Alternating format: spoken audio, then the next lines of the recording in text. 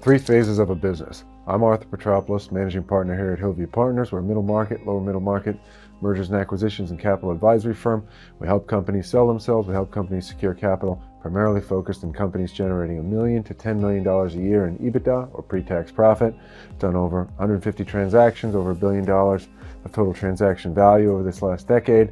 We're here to always chat about different ideas, concepts, thoughts, perspectives on the world of selling businesses, securing capital, and growing businesses in general. So, idea for today are the three phases of business. And so, as a business grows, there are certain inflection points or certain hurdles that are surpassed where we believe the business grows to a more durable infrastructure and to a more valuable enterprise. Furthermore, each level opening up different doors for prospective exits and capital. So in other videos, we'll go into more specificity, but for today, we wanted to talk about the three general phases of a business and what is their impact on their ability to finance or exit the business. And so phase one of a business is what we call the trading or arbitrage phase. And so effectively, you're trading dollars for times, you're buying something for X and selling it for Y, and so think of that as an arbitrage. It's effectively a trading business. And so that's typically the phase of a business where one person's doing something, and trust me, it's not to imply that it's easy by any means, it's Prometheus starting fire, but it's the point of a business where something can be done to make $1 of profit, and that thing can be iterated over and over and over again. And so depending on the type of business, the field that it's in,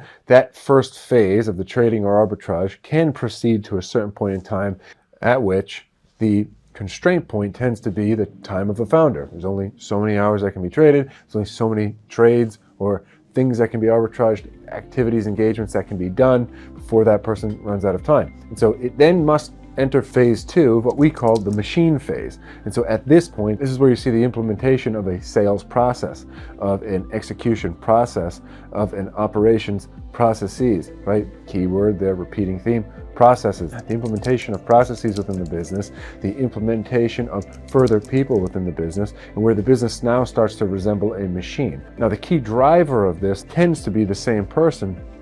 However, now that one person is not doing everything. And so you'll typically see who was the first founder of the business will now be focusing their time primarily on the highest return on investment activity for themselves. Oftentimes, if it's the person that started the business, it's either going to be on product or service development or from the inventor perspective, or it's going to be sales from the perspective of bringing in new customers, filling the funnel of the business. However, there will now be other parties that facilitate many of the activities within the business, and it is now much more machine-like. And so this now gets us into phase three of a business that we call the enterprise phase. This is the part where that founder is now not necessary for any of the activities of the business. So we emphasize not necessary in the sense that the business could continue on without them. However, that does not mean that they must absolve themselves of all activities or be passive. The person who, if perhaps their skill set was in product development, can still be the best product developer, yet there's other people doing it that could continue the business. Think of Steve Jobs when he was part of Apple, the second iteration.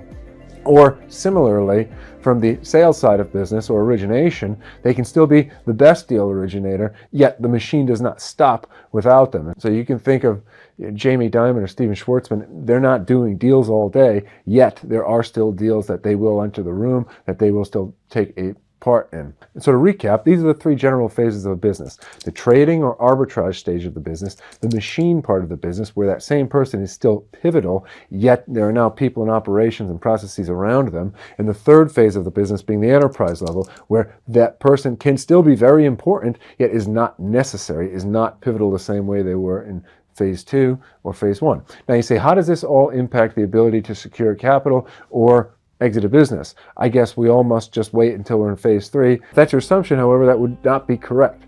So a business is truly financeable at each of the three phases, but what financing or capital may be available will change. And so in phase one, where you are trading or arbitraging something, say you're buying widgets and selling them for a little bit more, there's financing available. There's lines of credit that are secured by the widgets that you are buying from A and selling to B. There are all sorts of situations. Now the financing may be more asset-backed in that way, where there's strict collateral. However, there is financing capital available. Now, moving into phase 2 of running a machine, there's equally capital available. However, by having that machine in place, you may be able to secure capital, again, whether it's equity or debt, that looks more at the cash flow generating power of the business, not just the liquidation value of certain assets, inventory, receivables, things of that nature. And so that's largely what's available in phase 2. In phase 3, similarly, equity and debt options broaden out even further.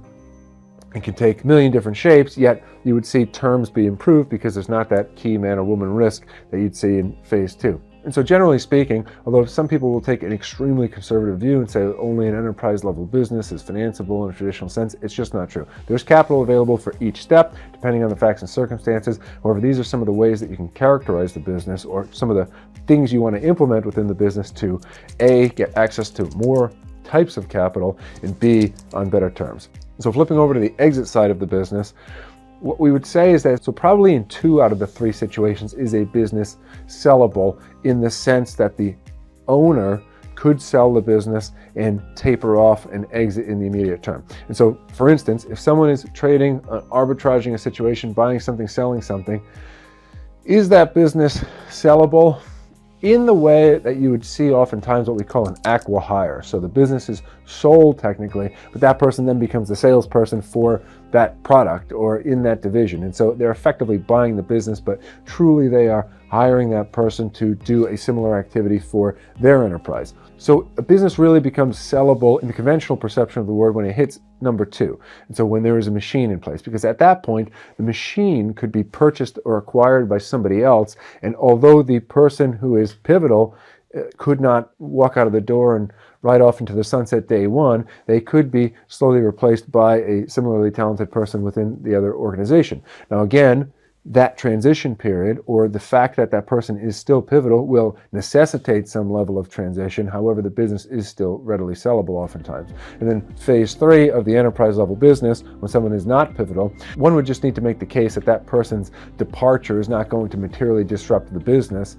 And so if the idea was to exit the business, that would be something to prepare for. And then characterizing the business during the exit process would be instilling the confidence that nothing would be disrupted upon their exit. So the differentiation between phase 2 and phase 3 for exits would largely be the timing or the transition structure for the key man or woman of the business. However, both businesses would be sellable. So that's the idea for today. 3 phases of the business: trading and arbitrage, machine phase, enterprise phase. All 3 phases are financeable or have access to capital of different shapes. The more evolved the business, the more broad that buffet is going to be. And from an exit perspective, probably when you hit phase 2 and into phase 3 is the business sellable, and the more developed the business is, that transition period in particular among some of the other variables is going to be optimized. So that's a thought for today. I hope the week's getting off to a good start for everyone. Keep pushing forward. God bless. We'll see everyone next time.